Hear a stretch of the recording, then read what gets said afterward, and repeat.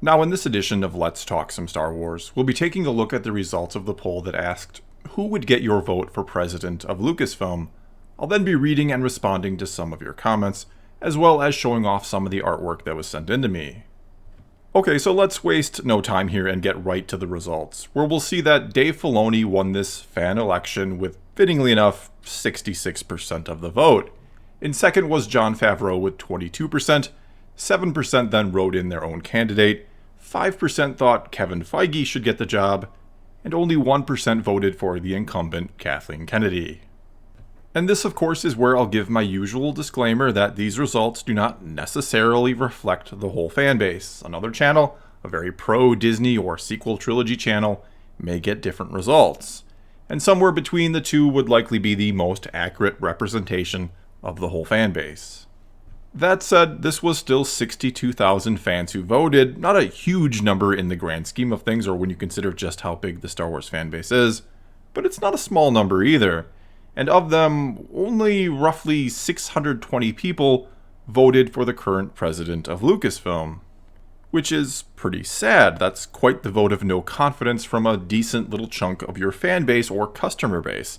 And certainly there are many, many more fans out there who feel the same towards her or the job she's done thus far. Anyway, let's now move on to your comments. And as always, a big thank you to everyone who voted and especially to those of you who took the time to respond.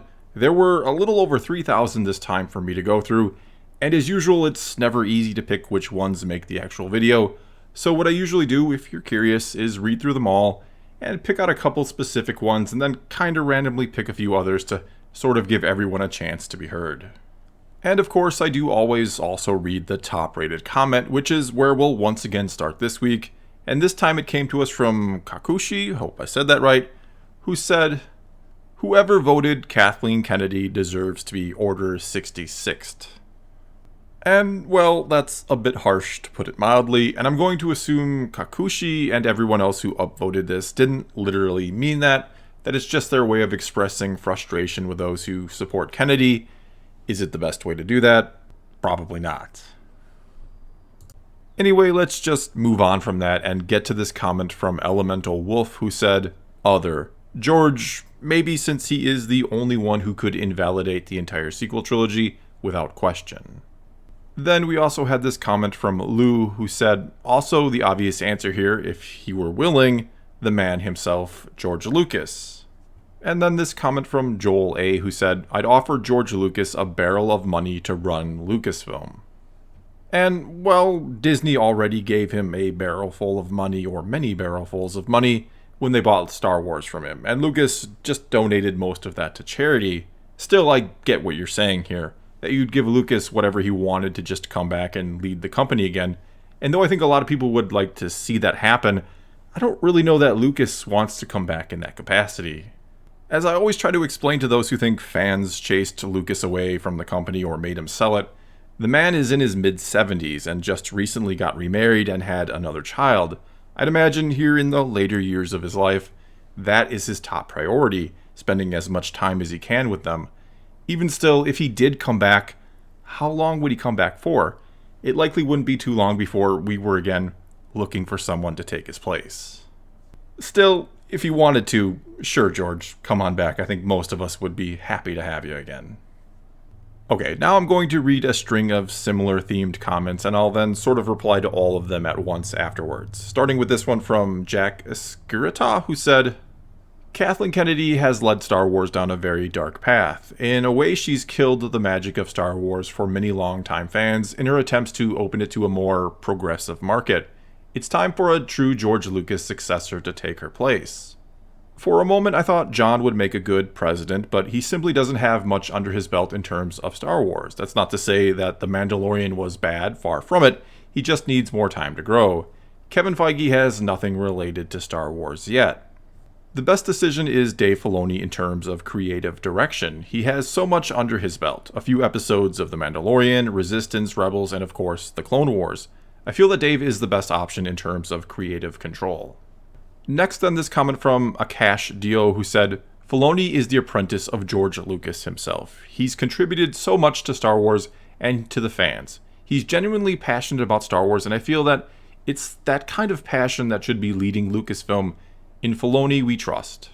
We also had this comment from the Senate, who said, Dave is the Padawan of George. He should get full creative control while someone else can do the business part. Also this one from Star Wars Rogue Podcast, who said, Lucasfilm is more than just Star Wars. It involves a lot more than just creativity, but business, marketing, management, etc. The president should be someone who has a CEO experience or something. As much as I understand people wanting Filoni or another creative to run Lucasfilm, it just doesn't work that way. He's a creative, and if he was to run Lucasfilm, we'd lose that side of him. So my vote is for other, but I don't really know who. Okay, so as I myself have said many times before, I don't know that Dave Filoni has the experience to be the president of Lucasfilm, but I certainly think he should be in charge of the creative side of things. However, as crazy as it sounds, maybe that shouldn't matter. His lack of experience, I mean. And I say that because perhaps someone with a lack of experience, without that corporate mindset already imprinted upon their brain, is exactly what Lucasfilm needs right now. Someone who wants Star Wars to succeed just because they want Star Wars to succeed. Someone not motivated so much by money, but instead by actual passion for what they do. I mean, why did Star Wars become what it is today? Well, it wasn't because it originated as a perfectly engineered franchise lorded over by corporate executives who didn't understand or actually care about the property, that only cared about the money that could be made from it. It became what it is because of George Lucas, because he put creativity and innovation before all else, and he brought in people who were more interested in telling stories and making amazing movies than just making money. And right now, though it'll likely never happen because I'm sure Disney and all their overpaid executives think they know best, even though some have probably never even seen Star Wars. Anyway, maybe right now Dave Filoni needs to be put in charge. And like Lucas before him, he can surround himself with the right people, the people he feels can do the job. Sure, maybe that's absolutely crazy, especially looking at it from that business perspective. But 40-some years ago, before he made Star Wars and created Lucasfilm, who would have ever thought this guy named George Lucas should run a multi-billion-dollar company? And yet here we are. Alright, and moving on now, we have this comment from Life After Phasma, who has a fun little channel you could check out. Anyway, they said, I have a specific reason for picking Filoni. One, his knowledge of Star Wars is rare for someone at his high-end Hollywood level. Two, it seems that he has more artistic vision than technical prowess, from what we could tell from Mandalorian, but also Clone Wars. Meaning he'd be better making plans, ideas, than actually executing them. Leave that to Favreau and other directors. 3, he's absolutely captured the hearts of the younger generation, the prequel babies who grew up with the Clone Wars, and we need a leader who respects this generation, unlike how the current regime has. Perhaps Filoni isn't an economics business guy, but I think Chapek could help. Very well said, and I totally agree, and I think you touched on something unique about Dave Filoni, which is that he's very much, shall we say, a classic Star Wars fan. He's old enough to have grown up with the original trilogy, even worked directly with Lucas for nearly a decade, yet he's also been the driving force behind this show that the younger Star Wars generation absolutely loves. Sure, plenty of older fans, those who got into Star Wars during the original trilogy era, love the Clone Wars, no doubt about it. I'm one of them. And sure, you could also say that the prequel trilogy era fans bleed into the Clone Wars era fans, that many of them are kind of one and the same. Yet there are those, mainly those in their late to mid-teens or maybe early 20s, who became Star Wars fans primarily because of the Clone Wars. And so here you have this guy who I feel has the respect and connection to every generation of Star Wars fan, who I think a large portion of the fan base would celebrate if he were given this position. And though I'm not saying that alone should qualify him for the job or get him the job, I certainly don't think it's something that should be easily ignored or overlooked. Though there is, of course, what Italo Ayala said in his comment here, that I would say Filoni, but something tells me he doesn't want it. And that, of course, could very well be the case. Who knows? I know he's been asked about it before, but he's the type of guy that's so humble, I don't think he could bring himself to actually say that, yeah, I could do this job, or yeah, I should get this job. Anyway, let's kind of move on now and get to this comment from Hello There, who said, Jon Favreau. He's the closest thing to Kevin Feige without being him. He worked under him for the majority of the MCU, and has a deep love for Star Wars, just as he does with Marvel.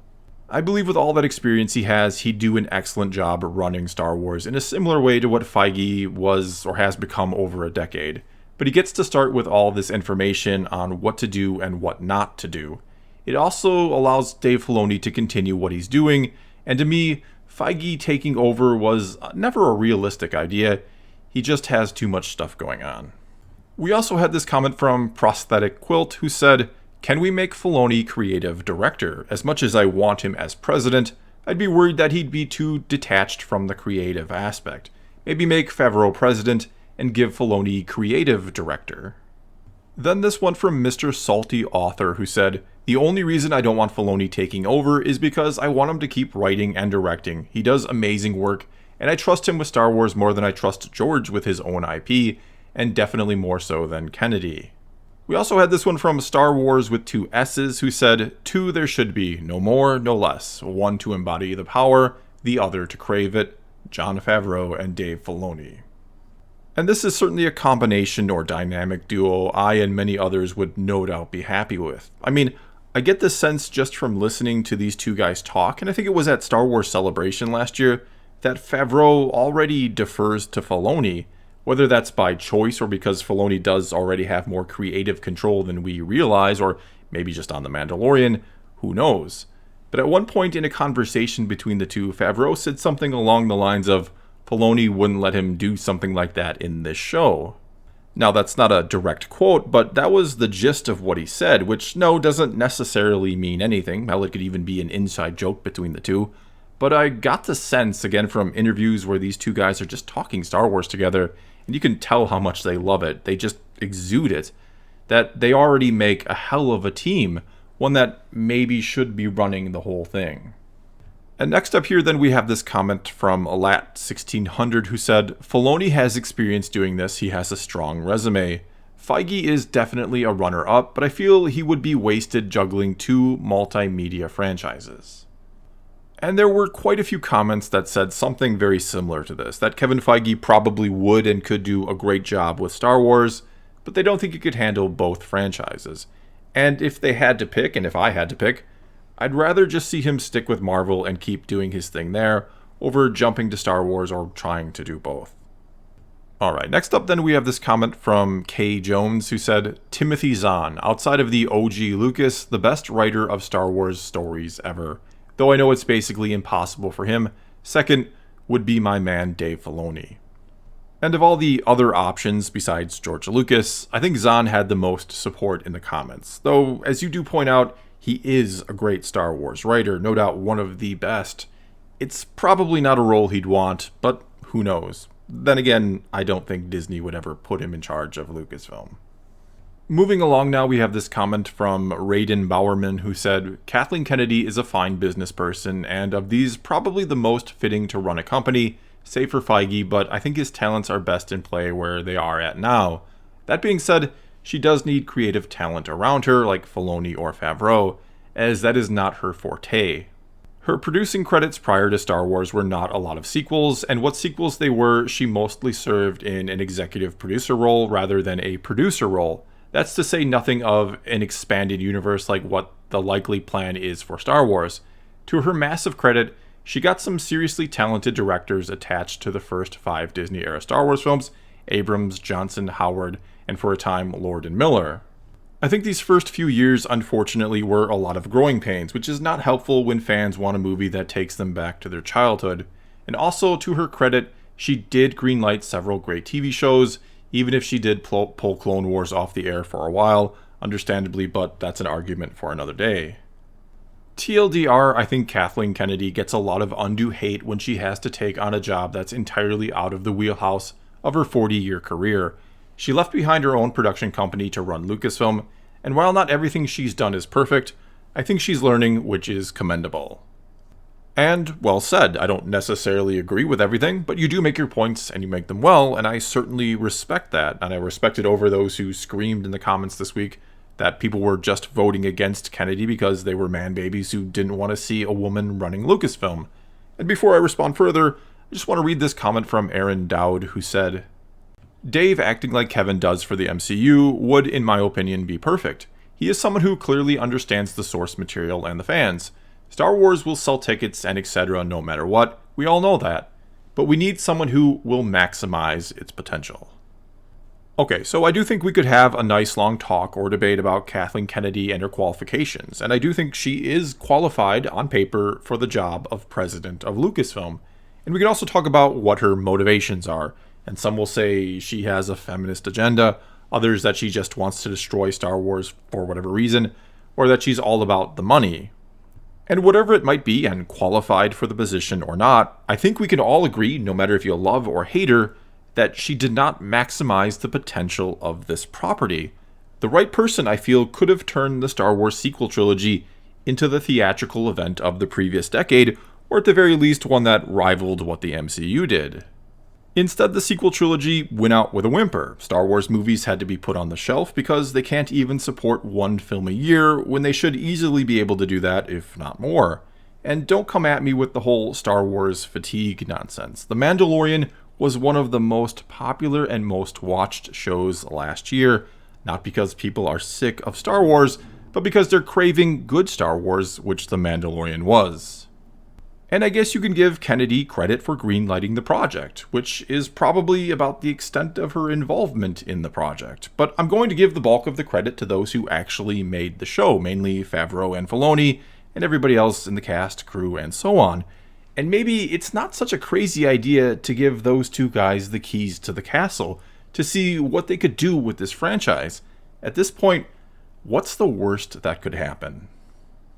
Okay, and since this is already running pretty long, I'm just going to read one final comment and wrap this video up. And it comes to us from Cody Eldridge, who said, "In the words of Padme Amidala, I'd move for a vote of no confidence in Kathleen Kennedy." Well, that's all I've got for you this time. Now it's your turn to tell me who you think should be running Lucasfilm, or tell me what you thought of what I or anyone else had to say in this video. Either way, leave a comment below and let's talk some Star Wars. And until next time, thanks for watching.